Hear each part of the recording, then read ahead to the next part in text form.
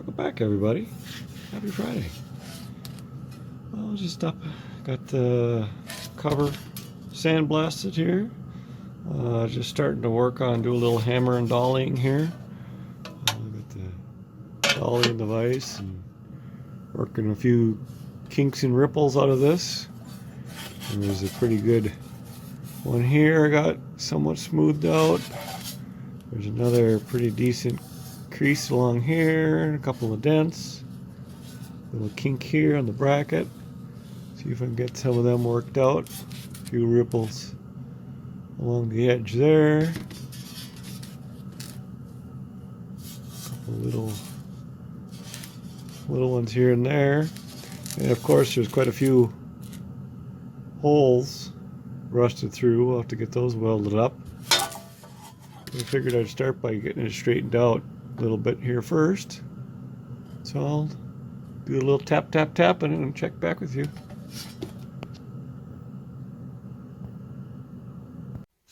It's looking pretty respectable. Got most of the ripples tapped out of her. Tightened up the rivet for the handle, so that's no longer loose. We'll have to grind off these two rivets and make up a new bracket for that. It's the little clips that hold it into the main casting. And I'll have to actually check it on the tractor to see if these actually, how much they need to be bent in or out. I pretty much just left them alone, straightened them out a little bit. I don't know exactly how big they need to be to fit snugly in there. But they're good. That's actually spring steel. I thought it would be just more mild, but no, that was hard to bend. It's springy. So we'll have to get some more spring steel that size to make up another third little tab. Yeah, it's coming along, looking pretty good. The day just got a little bit better. I did some digging around and I actually have the perfect stuff on hand. Perfect size spring steel that I had gotten in previously for another project. This is the radiator side curtain tracks go in the front of a 2035 Allis long fender. So this is one of the originals, and I got a broken one here as a template. So I was working on making some of them up years ago and never finished that project. Well, I'd got the material in, so look at that. I got way more than I need for that project too, so that'll work out. We can make up this bracket. No, I don't even have to order material. Perfect. Well, this is proving a little more difficult than initially thought. So the spring steel, I found out, it's hard enough. You can't just bend it cold or it just cracks and breaks off. So I tried heating it and letting it cool, thinking, oh, I'll anneal it a little bit. That didn't seem to help. So then my friend Matt suggested, well, try heating it and bending it while it's still hot. See if that works. So that's what I did with this attempt. At least it worked. Of course, you lose some of your spring when you heat it, but it still seems to be somewhat springy. And I got a reasonable facsimile of a clip bent up here. So I think what I'll do now is get the old one off, temporarily bolt this one to the cover, test it out actually on the tractor, see if these are even the right shape as far as fitment to the casting. And then depending on what that looks like, either modify these, maybe try it again, or everything looks good, then I'll actually rivet it on for good, but I'll just take some little machine bolts and bolt it on there just for test fitting purposes. So yeah, maybe we'll run out and see how it, get these ground off and see how it fits on the tractor here next. So another project we're working on, we're going to get back to that, but I made up a template to make this D-ring If you remember from a while back, there's a D-ring that goes under here. It's like a safety. So if this spring or this bolt were to break, you won't drop all the way to the ground with your seat, because that's all it's holding the seat up. So I got a little blueprint from my friend Dave Harrington. I'll put that up here.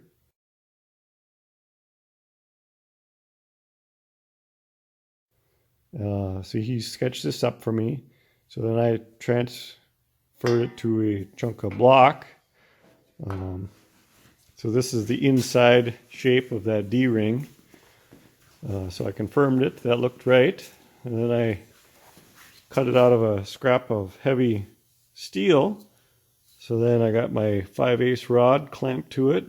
We're going to heat it up here and see if we can bend it to the shape. And then we'll heat up that joint and bend that down to here, and then continue around the corner there. And then we'll reposition and do the same the other way. And in theory, we should have a piece that's that shape. And if it doesn't work, we'll try something else. So far, so good. We've got two joints hot and bent. I got to reposition now and do my next one. Okay, flipped around in the jig. Let's see if we can heat it up and bend the opposite side now. Considering I don't know what I'm doing, this is turning out pretty decent. Got two more bends there, so I got to hack it off roughly to length so I can make my last 90-degree bend. I give a lot of credit to blacksmiths, guys that really know metallurgy, because I don't. I'll be the first to admit that's kind of my weak point. I would really like to learn more, but I just haven't really ever been around a person that really knows this stuff to teach me, you know. But I'm sure a few people out there that actually do know more about this are probably just cringing and laughing at me. No idea what I'm doing, but that's how you learn, I guess. Not too shabby. That one actually, I think, worked better than the first one. I'm starting to get a little bit better feel for how hot it's got to be to bend well.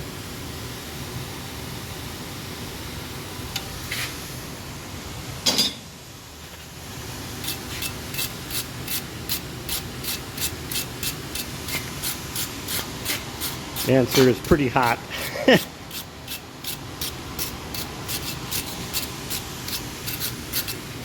it doesn't look too bad. Let her cool down here a little bit, clean her up, and see how it looks. I don't think I mentioned yet that while I was sandblasting that clutch access door cover, I also did a couple more segment gears, so slowly we're getting them done. Do a few each week.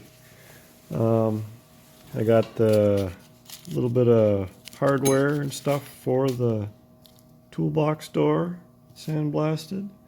The knob for the toolbox door, which we still have to address. I've been kind of putting that off because I know it's going to be a pain to try to get that straightened back out and fixed. I ground off the rivet. I'll have to find a new one of them. It is a 1/4 inch rivet by about 1 3/4 inches long. Should work. I got the old bracket taken off of here. A couple new rivets. So I guess the next step is to drill a couple of holes in this guy. And like I said, at least temporarily bolt it on there and test fit it on the tractor. Hole number 519 is coming together here. Yeah, that works really good actually. I got the one temporarily bolted on there. Fits on there pretty good.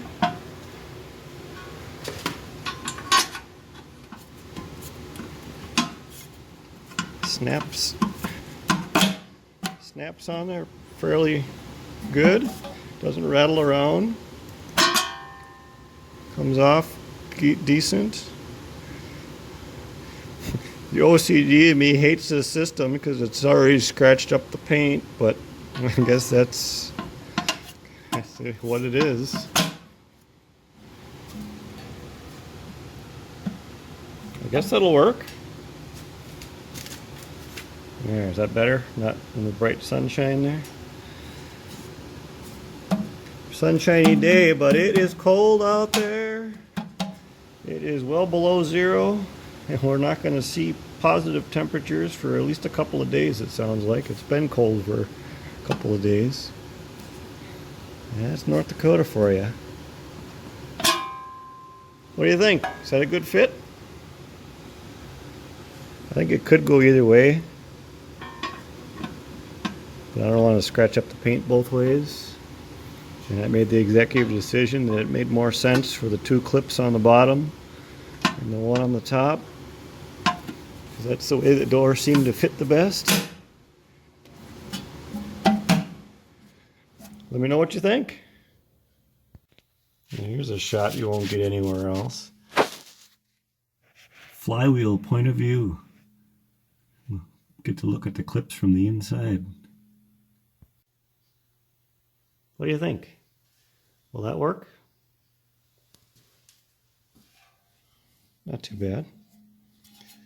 Got the heads of the rivets to pretty well match the original ones.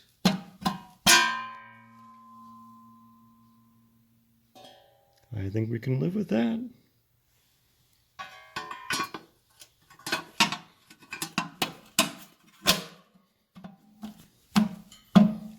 Besides getting those holes welded up, I think we can call this one a win. Move on to the next thing. Well, there we go.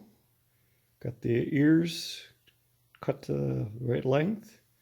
Cleaned it up a little bit. I'll probably run it through the sandblaster now to final clean it up. But yeah, that'll go from there to the other side. Can't put it on now because you got to disassemble the whole works and put it on there when you assemble the whole thing. You can't slip it on now. But it looks like everything's the right size. You know, it'll fit side to side nicely. It's the right size to actually catch the seat under the bottom there. And the depth is plenty deep enough so you won't actually bottom out on that. It's just more of a safety thing. So yeah. I'm going to call her a night here. I'm going to quit while I'm ahead. But yeah, one more thing checked off the list. Starting to slowly come together. Well, I don't know. It's considerably better. But it's far from perfect.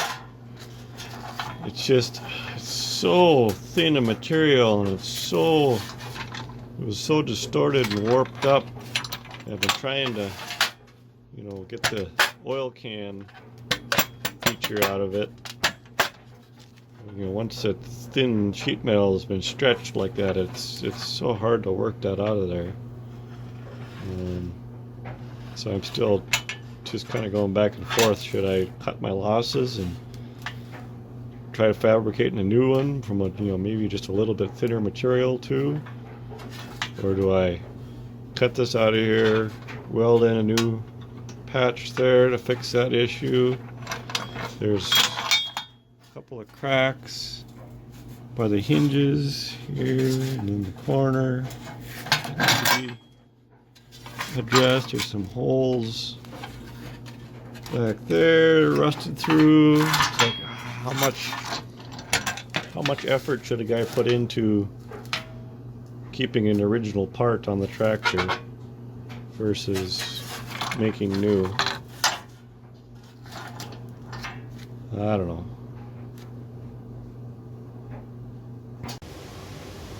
Happy Sunday. I did some more sandblasting. Of course, I did a couple more segment gears. You've seen them before. I did the radiator cap. Got that all cleaned up. I blasted that E-ring that I made yesterday.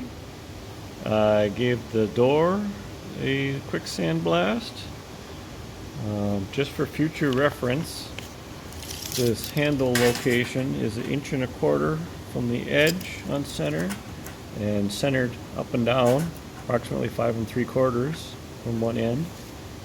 I'm kind of leaning towards just making a new door, making up a hammer form, probably out of some wood from work, make it the size, put that routered edge on it, clamp a piece to it, and form it over the edge. And then depending on how these corners come out, I might have to slit, form them, and then weld them back together if this is too tricky to form that much.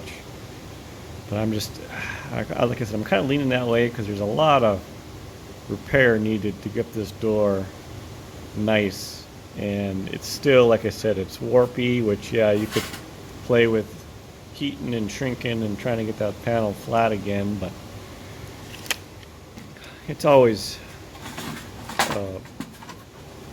weighing your options. How, you probably can't really see how wavy this thing is, but it's not really flat anymore. It's how much time do you spend fixing an old one when you can possibly make a new one quicker and easier and ultimately have a better finished product. I don't know, I'm still thinking about that one a little bit. Not quite sure what I'm going to do. I also sandblasted up the little pivot point here. So your throttle control comes up through here, and then that chain goes around here over to your arm on that side. So that's basically ready to go, ready for paint.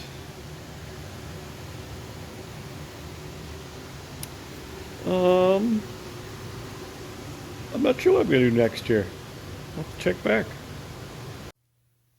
Got the toolbox handle fit.